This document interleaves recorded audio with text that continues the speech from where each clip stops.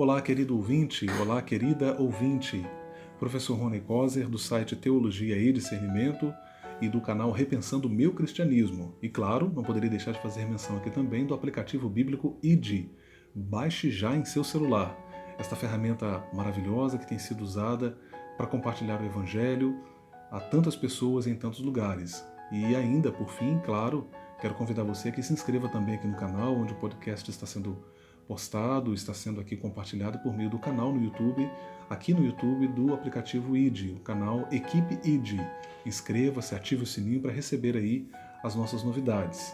Um abraço aí a toda a equipe do ID, grandes parceiros, tem sido uma alegria poder caminhar com vocês e juntos compartilharmos mensagens de reflexão bíblicas, compartilhar a mensagem do Evangelho a tantas pessoas. Pois bem, eu quero neste podcast refletir sobre um assunto que é um assunto, eu diria, espinhoso ainda para a igreja, um assunto que de fato não é fácil, até mesmo para se abordar esse assunto, às vezes é de fato muito delicado, requer muito cuidado, mexe com sentimentos, mexe com emoções, é um tema muito vivencial e, claro, um tema bíblico. A gente quer sempre orientar as nossas falas, as nossas reflexões, sempre pelo viés das Escrituras, porque somos igreja. A igreja, historicamente, sempre foi orientada pela Bíblia. Ela tem a Bíblia como sua regra de fé e prática.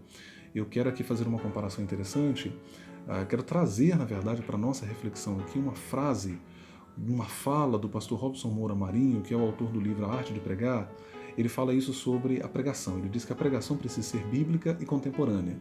Ela pode ser bíblica, mas se ela não for contemporânea, ela é defeituosa porque não fala ao homem contemporâneo.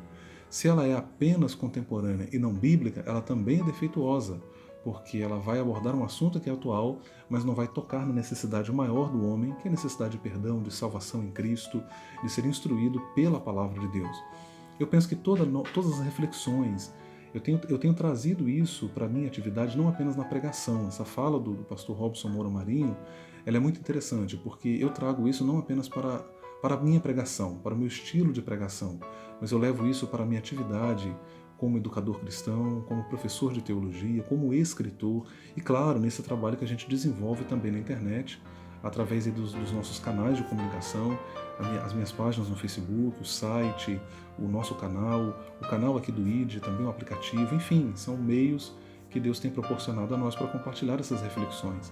Eu glorifico a Ele porque temos alcançado pessoas e é o que eu espero mais uma vez fazer através dessa reflexão, trazendo não confusão, mas esclarecimento e contribuindo de algum modo, buscando, assim, produzir uma reflexão que seja bíblica, mas que também esteja alinhada com uma demanda atual, uma demanda que nós vivemos, uma realidade com a qual nós convivemos no dia a dia e no cotidiano. Eu penso que nós precisamos ser bíblicos, mas não podemos ser indiferentes à realidade que envolve as pessoas. Querido ouvinte, você já reparou que a pregação hoje, normalmente a pregação pentecostal, ela é muito desconectada da realidade das pessoas? Parece que quando você está no culto, você ouve um tipo de pregação que fala de tudo, né? Fala de anjos, fala da asa do anjo, fala de que Deus vai soprar o seu nome nos quatro cantos da terra, que você vai ficar famoso, que Deus vai te tirar do anonimato. São coisas que não dizem respeito ao povo que frequenta as nossas igrejas, que é gente que sofre, que é gente que enfrenta dilemas, que é gente que tem aspirações, que é gente que precisa enfrentar o dia a dia, trabalho, escola, que é gente que vai sair do culto e vai para casa e no dia seguinte vai trabalhar. Então eu penso que a nossa mensagem ela tem de ser sobretudo bíblica, mas realista, que toque a realidade da vida das pessoas. Chega de mensagens utópicas. Precisamos pensar um evangelho que esteja conectado com a realidade das pessoas, porque foi isso que Jesus fez, foi isso que Paulo fez, foi isso que os apóstolos fizeram.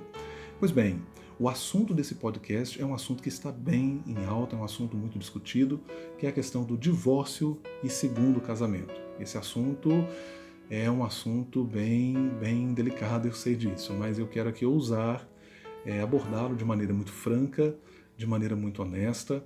O meu posicionamento aqui não representa o posicionamento da minha denominação. Eu quero deixar isso aqui muito claro. Eu estou colocando a maneira como eu entendo. É claro que o que eu vou afirmar aqui encontra eco em outros autores. Eu não estou trazendo nada novo, nada inédito.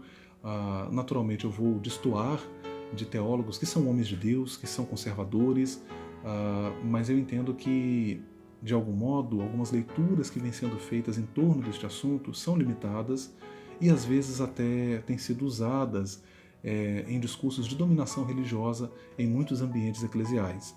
A primeira coisa que eu quero dizer é que eu começo aqui falando com temor e tremor. Tiago, ele vai dizer no capítulo 3 da sua epístola, versículos 1 e 2, ele vai falar que ele usa a terceira pessoa, né? Ele se inclui, todos tropeçamos, pois todos tropeçamos, como está lá na atualizada, pois todos tropeçamos em muitas coisas, ele diz no versículo 2. E se alguém não tropeça em palavra, esse é o homem perfeito. Então, eu entro nesse campo para abordar esse assunto com muito cuidado, com muito temor e tremor, diante de Deus e dos que me ouvem, porque eu sei que é um assunto delicado, não me coloco como detentor da verdade última dentro deste assunto, a respeito deste assunto. Muito pelo contrário, eu faço aqui com muita reverência e reconhecendo que, como teólogo, como mestre da palavra, eu estou sujeito a errar. E, portanto, eu também careço da misericórdia de Deus e da sua, que me ouve, porque eu não tenho a verdade final a respeito deste assunto. Tento abordar o assunto, sobretudo alinhado com a palavra de Deus e sendo sensível à realidade que me cerca. O segundo ponto que eu queria destacar é que eu não sou pró-divórcio. Algumas pessoas, quando me ouvem falar desse assunto, entendem que eu estou defendendo a prática do divórcio. Não. Eu poderia resumir tudo que eu vou falar aqui nesse podcast, que talvez vai ficar um podcast um pouquinho mais longo, né, porque não dá para falar desse assunto de modo assim tão objetivo, mas se eu fosse sintetizar, eu diria o seguinte: eu sou radicalmente contra o divórcio e radicalmente a favor dos divorciados. Eu vou explicar isso para você durante a minha fala. Eu sou radical em relação ao divórcio, mas eu sou flexível em relação aos divorciados. Pode parecer até uma antítese, um paradoxo, mas não necessariamente. Uma terceira coisa que eu quero destacar é que hoje a igreja fala mais de divórcio do que do casamento. Pelo menos eu tenho essa impressão. A gente percebe que as pessoas se ocupam mais e o assunto divórcio gera mais discussão do que o assunto casamento. Isso, a meu ver, é uma inversão de valor. A gente precisa pensar mais no casamento, em como consolidar o casamento, em como investir no casamento, em como fortalecer o casamento, do que falar de divórcio. Falar de divórcio é importante, porque nós temos divorciados entre nós. Nós temos pessoas que estão se divorciando, que fazem parte da igreja. E a igreja precisa tratar esse assunto, a igreja precisa ser honesta para reconhecer que o divórcio chegou entre nós. Agora, daí eu gastar mais tempo para falar de divórcio e me preocupar mais com o divórcio do que com o casamento em si, alguma coisa minimamente está errada. A gente precisa pensar isso com muito carinho, com muito cuidado. Me lembro, há um tempo atrás, alguém fez um post no Facebook e disse assim, eu não me lembro da escrita exata, mas ele colocou algo como que, uma pergunta na verdade, como que dizendo assim, o que vocês acham se um obreiro se divorciar? O que vocês acham, o que seria dele se ele viesse a se divorciar? E aí eu fui lá embaixo e coloquei uma pergunta, na verdade eu coloquei um comentário dizendo o seguinte: olha, esta pergunta precisa ser reformulada. O que se pode fazer para que este obreiro salve o seu casamento? E a gente pergunta tanto pelo divórcio quando deveríamos perguntar mais pelo casamento. Então eu queria trazer aqui essa reflexão, acho importante a gente pensar isso. Agora, isso não me leva também a ignorar o fato de que nós temos pessoas que sofrem na vida conjugal, pessoas que não vivem bem a sua vida conjugal, e isso já dura anos. Isso me leva também a pensar que nós precisamos refletir sobre a condição humana de pessoas que passaram pelo divórcio e que querem servir a Deus, que querem estar entre nós, que são sinceras, outras que passaram pelo divórcio e precisam ser tratadas, precisam ser curadas, precisam ser acolhidas pela igreja, pessoas que passaram pelo divórcio e não conseguem mais desfazer o erro que cometeram, não conseguem voltar para o primeiro cônjuge e querem servir o Senhor e precisam ter um novo companheiro, uma nova companheira. São situações variadas com as quais a igreja precisa lidar. Eu vou abordar uma coisa aqui agora que é uma leitura exegética minha que eu faço, eu expressei isso num artigo extenso que está em meu site, o site Teologia e Discernimento, onde eu falo sobre o repúdio, o divórcio, o repúdio e a igreja, a maneira como nós tratamos essa questão, um texto até bem extenso. E o que eu vou trazer aqui agora é uma leitura exegética da passagem de Mateus 19, e o que eu vou colocar aqui são reflexos dessa leitura que eu faço. A primeira coisa que eu quero dizer é que Mateus 19 é largamente utilizado para se fundamentar afirmações que a gente ouve na igreja com muita frequência, no sentido, por exemplo, se a pessoa divorciou, não pode casar mais. Uma vez divorciada, se não foi por infidelidade conjugal, a pessoa não pode voltar a casar-se. Então veja, são leituras que são feitas e se recorre ao texto de Mateus 19, mas eu percebo que muitos exegetas eles ignoram o fato de que ali você tem um pano de fundo cultural que precisa ser identificado. E a primeira coisa que fica clara para mim em Mateus 19 é que Mateus 19 não está tratando de divórcio como acontece na nossa cultura. Mateus 19 está falando de repúdio, que era uma prática entre judeus em relação à mulher, onde a mulher era tratada como um objeto. O dente caía, o camarada dava carta de repúdio. A mulher esfriava na cama, ele botava para fora. A mulher queimava a comida, ele dispensava a mulher. É contra isso que Jesus está batendo. A mulher não tinha seguridade social, a mulher caía muitas vezes numa condição até quase que de escravidão, ou até de escravidão, porque ela era praticamente jogada para fora pelo marido, que agia de uma forma leviana. E Jesus agora, ao discutir com os judeus a respeito desta questão, ele vai ser incisivo, né? Ele vai condenar esta prática de maneira extremamente incisiva e direta. A questão ali, a meu ver, não se trata de infidelidade conjugal, porque a lei era clara a respeito disso. A lei dizia o quê? Se alguém adulterava, ele era apedrejado. Se essa fosse a questão, eu acredito que essa discussão nem teria sido levantada, porque a lei ali ela era clara nesse sentido, e a impressão que se tem ao ler o texto, até com certa clareza, é que os judeus ainda observavam isso. Prova disso é que em João você tem lá os judeus querendo apedrejar uma mulher justamente por causa de adultério. Então a questão ali não é a infidelidade conjugal, em que pese o fato de que a palavra porneia ela tem várias definições. Então as pessoas ficam pegando ali o texto, eu vejo exegetas, inclusive alguns abalizados, né, querendo pegar Mateus 19 para aplicar as várias realidades que envolvem o divórcio hoje. Particularmente, gente, eu entendo que não cabe, não encaixa. É forçar uma interpretação do texto. Você fala bem assim, Rony, então você joga Mateus 19 fora? Não, não jogo Mateus 19 fora, como não jogo nenhuma passagem da Bíblia fora. O que eu estou dizendo aqui é que não dá para aplicar um hábito cultural e a leitura que é feita daquele hábito cultural para o nosso contexto hoje. Né? O que fica de Mateus 19 para nós? Fica o que Jesus falou. Jesus ele retomou o princípio que está em Gênesis. Ele diz assim, no princípio não foi assim. Né? O que Deus uniu, não separe o homem. Veja que ele não diz não separa, ele diz não separe o homem, ou seja, o homem até pode separar o que Deus uniu, mas não é essa a vontade de Deus. A vontade de Deus é que o casal não se separe. Mas atenção para um fato, a Bíblia lida com a possibilidade do fracasso humano. E nessa hora eu quero até abrir um parênteses aqui para dizer que esse discurso todo que se faz em torno de divórcio nas igrejas muitas vezes também representa um discurso de santidade hipócrita. Porque eu costumo dizer que a igreja evangélica ela tem preferência por pecado. Né? A gente detona a pessoa que é divorciada, mas o pastor está roubando a igreja e ninguém fala nisso. O camarada põe a cara na televisão para extorquir dinheiro das pessoas, psicologicamente, é claro, né? Ele se coloca ali na televisão e usa textos bíblicos e faz isso e enriquece as custas de doação de fiéis nas igrejas, nas nossas igrejas. Nós estamos vendo isso e a gente não fala nada, a gente ainda legitima esse tipo de conduta. A pessoa está na igreja ali, a pessoa está em ambientes convencionais, muitas vezes se digladiando com irmãos, ferindo pessoas, massacrando sentimentos, para manter cargos convencionais. E a gente não faz vistas grossas para isso. Né? E aí, porque a pessoa se divorciou, a gente coloca esse pecado como o pior de todos os pecados.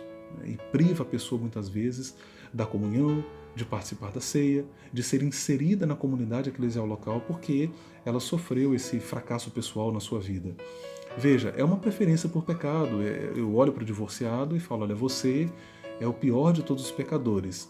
E o outro que está fazendo talvez coisas piores, gente que matou, gente que roubou, gente que estuprou, que está no nosso meio, e a gente parece, não, Jesus transforma, mas para o divorciado a graça parece ser mais curta, a graça parece ser mais pobre. Então veja, é uma leitura, a meu ver, reducionista, baseando-se em quê? Em que passagem da Bíblia?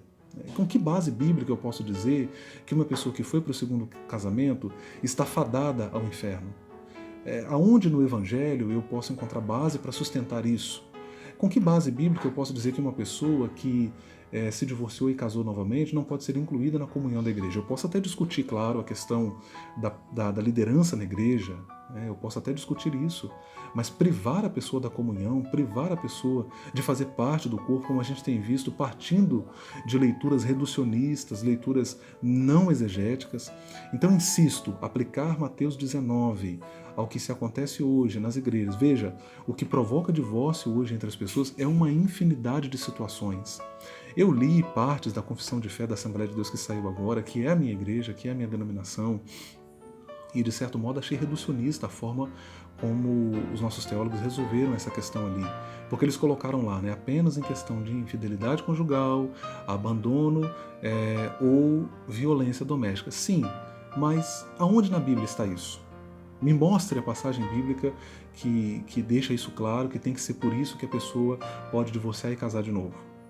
Você não tem base bíblica para isso. No máximo, ambos, tanto os teólogos que lá escreveram isso, teólogos que eu respeito e admiro e leio, mas tanto eles como eu, nós só podemos partir de pressupostos, de conclusões, de deduções a partir do texto bíblico. Então, eu não vejo base bíblica alguma para dizer que eu posso fechar o pacote nisso e dizer só por isso, quando na verdade você tem uma série de situações que envolvem a vida das pessoas. Eu acho uma leitura, para ser sincero, gente, até muito extremamente reducionista. Eu penso que nessa hora o que vale é sim a coerência bíblica, mas a sensibilidade do Evangelho. O Evangelho inclui e não exclui pessoas. Se uma pessoa fracassou, seja por que razão foi, e perdeu o casamento e casou de novo, nós como igreja, o que nós temos que fazer é acolher essas pessoas, é tratar essas pessoas, é incluí-las. Atenção, gente, eu disse e vou repetir mais uma vez, eu não sou pró-divórcio. Se um casal está em dificuldade, eu já aconselhei casais em profunda crise conjugal, o meu conselho sempre foi, tente salvar o seu relacionamento. Mas eu também não vejo sentido em você insistir num relacionamento que é mais adoecedor do que um relacionamento saudável. Eu não coloco aqui o divórcio como uma alternativa viável para a igreja. Não. Mas eu também não vejo sentido em você viver uma vida adoecida, em que você adoece o outro te adoece e os dois juntos adoecem os filhos. É claro que a igreja vai precisar sempre, o pastor, na hora de aconselhar, o conselheiro, seja ele quem for, buscar saídas no sentido de resgatar a relação. Mas é bem verdade que às vezes um do lado não faz isso acontecer ou não quer que isso aconteça. E aí vem a pergunta, vale a pena de fato insistir num relacionamento que está extremamente adoecido, que adoece os filhos, que adoece as pessoas que estão ao redor e que adoece principalmente quem está no relacionamento? Então é interessante que a gente levanta toda uma discussão em torno desse assunto, insiste, mas muitas vezes isso reflete também o fato de que nós somos insensíveis ao sofrimento alheio, de quem está na situação, de quem está sofrendo o problema. É muito fácil eu olhar para quem passou por esse processo e dizer que ele está condenado ao inferno, quando eu não vivi o dilema que ele viveu. Como é que eu teria reagido diante daquele problema? É interessante que a própria Bíblia, se você virar para mim e falar bem assim, Rony, o divórcio é resultado de quê? Ora, a razão do divórcio era sempre o pecado. A razão do divórcio será sempre o fracasso humano nesse sentido. Mas veja, o problema da igreja brasileira não é nem tanto em reconhecer isso, é lidar com isso. Porque a gente joga sobre as pessoas um jugo que nem a Bíblia jogou. Veja que a própria Bíblia lida com a possibilidade do fracasso humano. O incentivo da Bíblia é, meus filhinhos, não pequeis, mas se pecardes, temos um advogado. Então perceba, a própria Bíblia lida com a possibilidade da fragilidade humana, da condição humana. Eu defendo uma teologia humanizada, não uma teologia humanista, mas eu defendo uma teologia humanizada, que é sensível ao sofrimento alheio, à condição do outro. E se o divórcio se apresenta como uma alternativa de melhoria na condição de vida, eu preciso sim cogitá-lo como uma possibilidade. Eu preciso sim cogitá-lo como uma possibilidade, ainda que não seja um caminho viável, porque a vontade de Deus é que o divórcio não aconteça. Esse é o padrão e é por isso que a gente precisa lutar. Mas eu também preciso lidar com a realidade de que há pessoas que não vão realmente conseguir resgatar o relacionamento. E aí, eu vou fazer o quê? Como pastor de uma igreja, por exemplo. Eu vou colocar essas pessoas para fora? Eu vou dizer não a elas? Com que autonomia eu posso fazer isso enquanto ministro do Evangelho? Que base o Evangelho me dá para isso? Eu sei que para algumas pessoas o que eu estou colocando aqui pode parecer absurdo, mas esse discurso radical na prática não funciona, porque as nossas igrejas, todas elas sem exceções, estão cheias de pessoas divorciadas. O que fazer nessa hora? Eu, como teólogo, prefiro ser honesto, prefiro olhar para o Evangelho e prefiro lidar com a realidade e responder a essa realidade.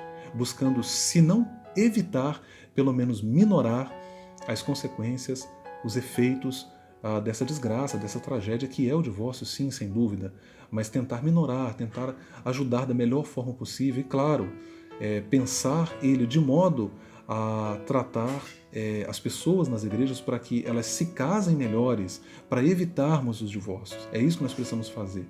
A gente critica muito quem se divorciou, quem está se divorciando hoje, mas a gente precisa se perguntar também que jovens lá atrás nós formamos e preparamos para a vida conjugal. E convenhamos, a igreja, ao longo dos anos, ela melhorou muito nesse aspecto, mas lá atrás a gente percebia leituras muito radicais, a igreja empurrando jovens muito precocemente para o casamento. Esses jovens se tornaram adultos e hoje estão sentindo as consequências de uma relação que começou muito precocemente lá atrás. Eu jogo a responsabilidade do divórcio nas costas de quem passou pelo divórcio, mas esqueço que eu, como igreja, também tive, talvez eu tenha tido certa participação nisso. Como você pode perceber, prezado ouvinte, não dá para tratar uma questão como essa em termos de matemática, 2 mais 2 é igual a 4 e ponto final. Mas é isso que na prática a gente vem fazendo. Né? Não, quem divorciou não pode casar de novo, tem de viver sozinho. É muito fácil, até que isso acontece comigo, até que isso acontece com um parente meu, até que isso acontece com um amigo meu que eu estou do lado dele e estou vendo o sofrimento dele. Aí a gente começa a repensar. Veja, teologia, vida não é exatas. Não se trata como 2 mais 2 é igual a 4. Né? Eu costumo dizer que em teologia, na vida concreta do dia a dia, na vida eclesial, 2 mais 2 muitas vezes será igual a 10. Que Deus abençoe sua vida, que esta reflexão possa torná-lo mais sensível à condição de outros que sofrem, que buscam ajuda e que tentam recomeçar na presença de Deus.